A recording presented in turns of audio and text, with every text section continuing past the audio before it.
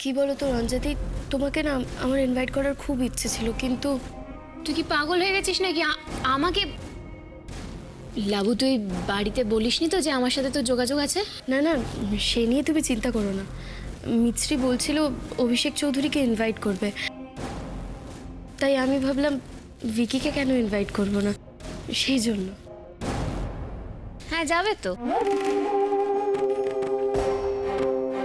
ভিকি নিশ্চয়ই যাবে। কিন্তু ওই অভিষেক চৌধুরী নাকি একটা নাম বললি না, উনি কে? যেই লোকটা মিছরিকে গুন্ডাদের হাত থেকে বাঁচিয়েছিল সেই রাতে। আচ্ছা, এখানে কি রোশনির শুটিং চলছে? আপনি? আমি ওর পরিচিত।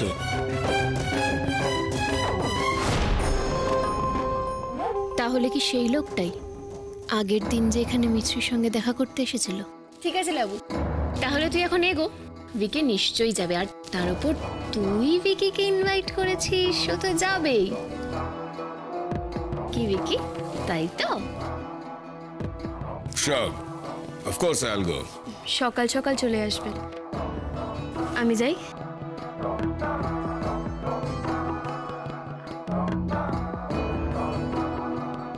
ভিকি, বুঝতে পারছো তো ভিকি যে কেন এই বাড়িতে যাবে? ইমপ্রেস করার জন্য। অবশ্যই একটা কারণ, আরো একটা কারণ আছে। এই অভিষেক চৌধুরী সেদিন স্টুডিওতে এসেছিল কিনা সেটা খোঁজ নেবে। এই লোকটা কে সেটা আমাকে জানতেই হবে।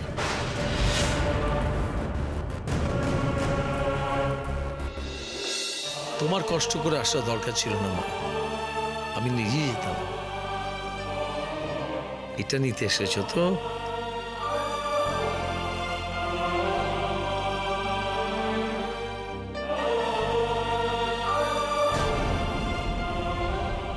এটা আপনি কোথায় পেলেন?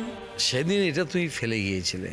আমি কতবার তোমাকে বললাম যে ভালো করে দেখে দাও সব ঠিক মতো নিয়েছো কিনা, গয়নাগুলো ঠিক মতো নিয়েছো কিনা। আসলে সেদিন ওই শুটিং এর গয়নাগুলো নিয়ে এত টেনশনে ছিলাম যে এটা গলায় নেই, খেয়ালই করিনি। ইস, কেন যে মুহূর্তে চশমাটা লুকোতে গেছিলাম। আচ্ছা, কথা জিজ্ঞেস করবো মা, এটা তোমাকে কে দিয়েছিল? ভীষণ চেনা চেনা লাগছে, ভীষণ। শুনেছিলাম এটা আমার মা আমাকে দিয়েছিলেন। ছোটবেলাতেই উনি আমাকে ছেড়ে চলে গেছেন।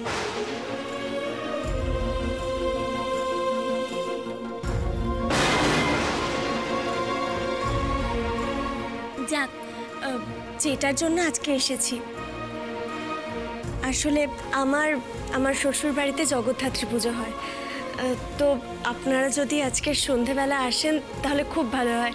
এই নিমন্ত্রণটাই করতে এসেছি। বসো বসো বসো। আচ্ছা আচ্ছা, তুমি এত দূর থেকে এসছো, তুই কি খাবে বলো তো?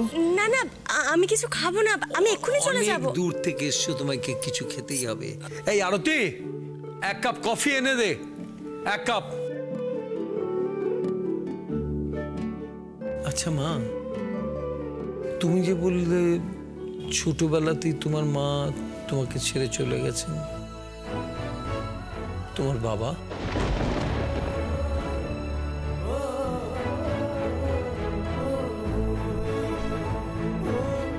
আমার বাবাও নেই।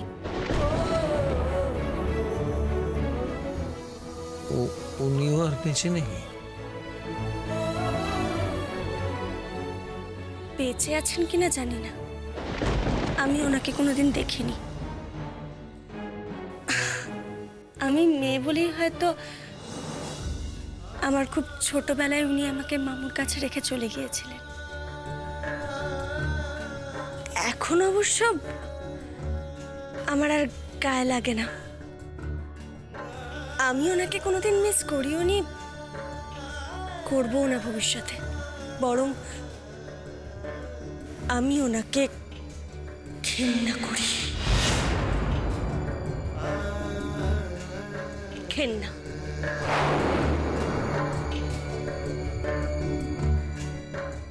কি বলছে রোশনি? কেন ওকে দেখলে আমার মনটা এমন ছটফট করে? মনে হয় আমার মিষ্টি আমার সামনে দাঁড়িয়ে আছে। না না, ওকে সবটা জানতে হবে। আজ সন্ধেবেলা ওদের বাড়িতে যেতেই হবে।